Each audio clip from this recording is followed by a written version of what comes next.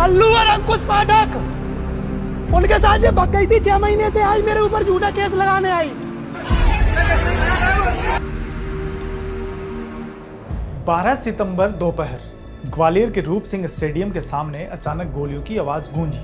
वहां से गुजरने वाले लोग थम गए। सामने का मंजर देखकर हर कोई सहम गया। एक युवक अपनी ही पत्नी को नजदीक से गोलियों से भून रहा था और इतना ही नहीं, हाथ में 315 बोर का कट्टा थामे वह फेसबुक लाइव भी कर रहा था। लाइव वीडियो में आरोपी अरविंद परिहार कह रहा था, भाइयों, इस औरत ने मेरे खिलाफ अपने बॉयफ्रेंड अंकुश पाठक और कल्लू के कहने पर झूठा केस दर्ज कराया है। इसके कई लड़कों से संबंध है। मेरी किसी से कोई दुश्मनी नहीं है।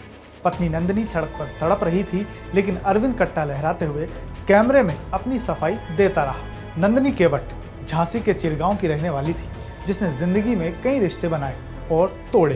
पहली शादी करीब 10 साल पहले गोटीराम केवट से हुई थी। उससे एक बच्चा भी हुआ, जो आज दादा के पास पल रहा है। इसके बाद नंदिनी के रिश्ते बने छोटू केवट, निमलेश सेन और फिरोज खान से। साल 2017 में उसने अपने चौथे प्रेमी के साथ मिलकर बॉयफ्रेंड निमलेश सेन की हत्या कर दी। इसके लिए उसे 4 साल 6 महीने जेल भी काटनी पड़ी। जेल से छूटने के बाद ग्वालियर आकर उसने पार्लर खोला। इसी दौरान उसकी मुलाकात ठेकेदार अरविंद परिहार से हुई और दोनों ने आर्य समाज मंदिर में शादी कर ली। लेकिन यह शादी भी जल्द ही विवादों और झगड़ों में बदल गई। नंदिनी ने अरविंद पर कई केस दर्ज कराए।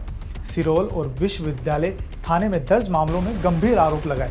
कार से कुचलने की कोशिश, अश्लील वीडियो और फोटोज वायरल करना, मारपीट और धमकियां देना।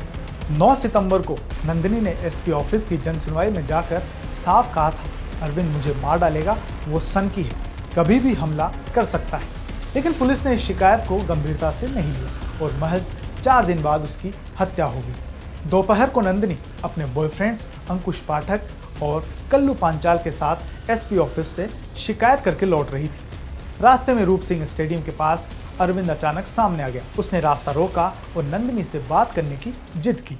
जब नंदिनी ने इनकार किया तो अरविंद ने कट्टा तान दिया। डर से अंकुश और कल्लू वहां से भाग निकले। तभी अरविंद ने एक के बाद एक 5 गोलियां दागी। 4 नंदिनी को लगी, एक सड़क पर जा धंसी। प्रत्यक्षदर्शियों के मुताबिक उसने खास तौर पर चेहरे को निशाना बनाया और गोलियों से भून दिया। हत्या के बाद अरविंद सड़क पर ही कट्टा लेकर बैठ गया। चारों ओर लोग जमा हो गए, लेकिन कोई पास जाने की हिम्मत नहीं कर रहा था। पुलिस भी मौके पर पहुंची, लेकिन हालात काबू लाने में पसीने छूट गए। सीएसपी नागेंद्र सिंह ने कार्बाइन से फायर करना चाहा, लेकिन कार्बाइन फेल हो गई। पुलिस ने टीयर गैस के गोले दागे, मगर शुरुआत में वह भी काम नहीं आए। आखिरकार जब आरोपी थोड़ी देर के लिए विचलित हुआ, तभी पुलिस ने उसे दबोच लिया। करीब 30 मिनट तक शहर में दहशत का माहौल बना रहा। अरविंद की भी यह तीसरी शादी थी।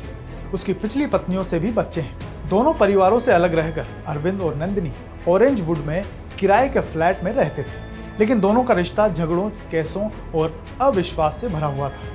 आरोप प्रत्यारोप इतने बढ़ गए कि मामला हत्या तक पहुंच गया।